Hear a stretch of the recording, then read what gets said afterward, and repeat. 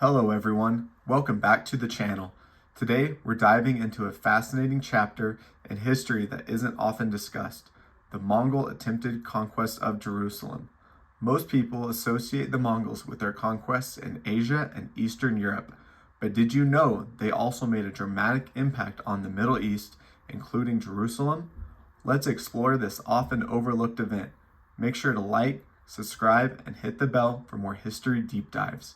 To understand the Mongol conquest of Jerusalem, we need to rewind to the 13th century.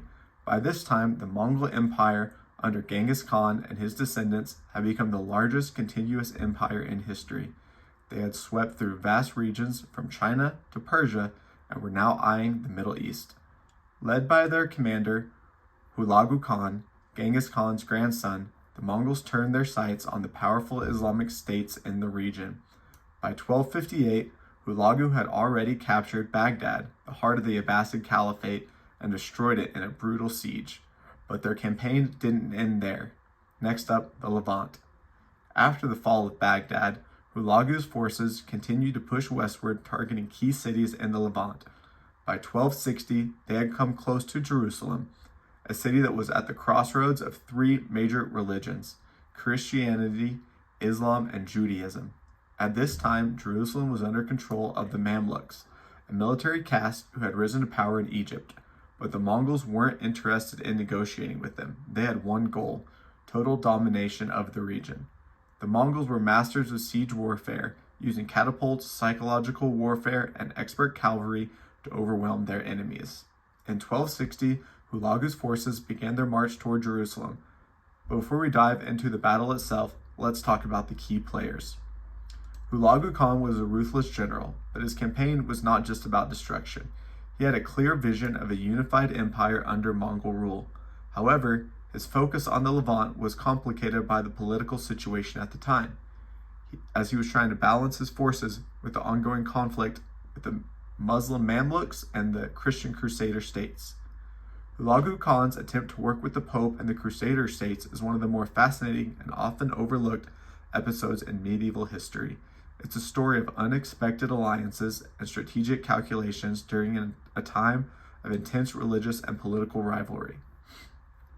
At the time, Europe was still deeply embroiled in the Crusades, religious wars aimed at reclaiming Jerusalem from Muslim rule. The Crusader states, like the Kingdom of Jerusalem and the Principality of Antioch, were primarily focused on defending their territories from Muslim forces. Meanwhile, Pope Urban IV, who became Pope in 1261, was deeply concerned about the fall of the Crusader states and the broader state of Christendom.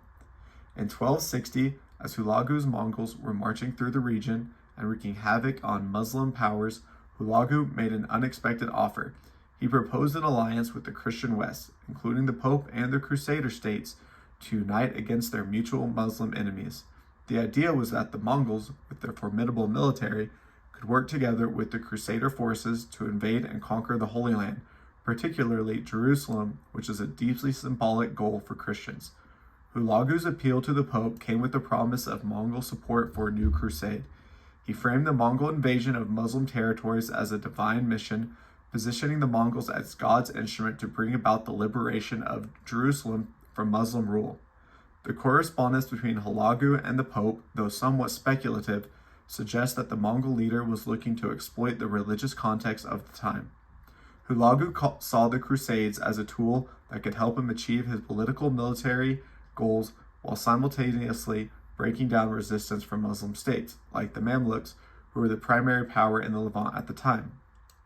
Hulagu may have hoped that by gaining the favor of the Pope, he could consolidate his position in the region and gain crucial Western allies. In exchange for the Pope's support, he offered to help retake Jerusalem and rid the Holy Land of Muslim control. However, the Pope's response was mixed. Urban IV, while intrigued by the Mongol offer, had his own agenda and concerns. There were significant religious and political barriers. The Pope was wary of the Mongols' long-standing ties to Eastern Christianity, especially the Nestorian Church, which was at odds with the Roman Catholic Church's theological authority.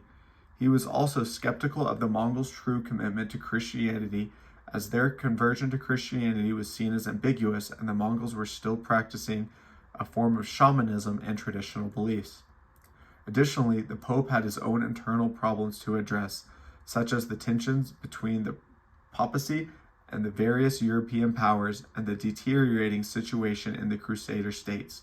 The idea of an alliance with the Mongols, who were still seen as a foreign and semi-barbaric force, likely appeared risky.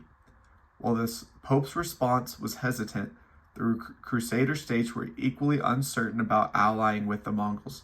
The Crusaders, especially in the Kingdom of Jerusalem, were concerned about the Mongols' ability to actually follow through with their promises and about the Mongols' long-term plans for the region.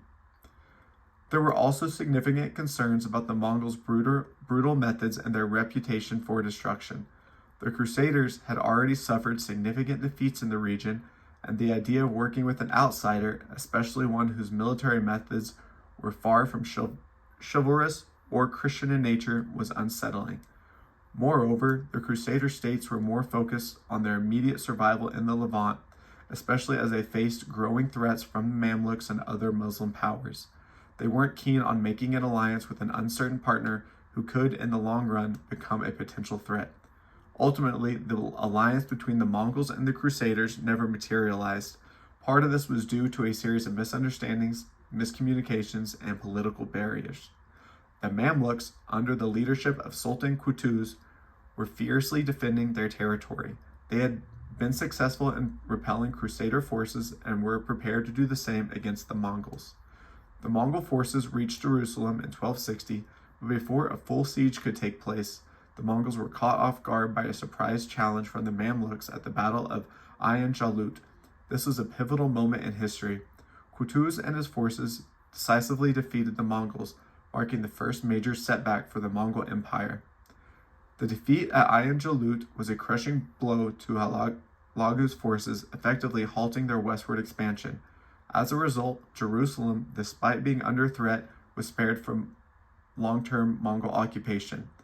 So the Mongols never actually conquered Jerusalem, but the Mongol threat had a lasting impact on the city and the region. After the defeat, the Mamluks consolidated their power in Egypt and the Levant, eventually ruling Jerusalem and the surrounding areas for centuries. The Mamluks were responsible for several architectural projects in Jerusalem, leaving behind a lasting legacy that can still be seen today in the city's mosques and public buildings. But what if the Mongols had succeeded in their conquest of Jerusalem? Would history have unfolded differently? It's a fascinating thought experiment, but one thing is certain. The Mongols left an undeniable mark on the history of the Middle East, even if they never fully took the Holy City. Thank you for joining me on this deep dive into the Mongols' attempted conquest of Jerusalem. If you enjoyed this video, don't forget to hit the like button and subscribe for more history content. Until next time, keep exploring the past.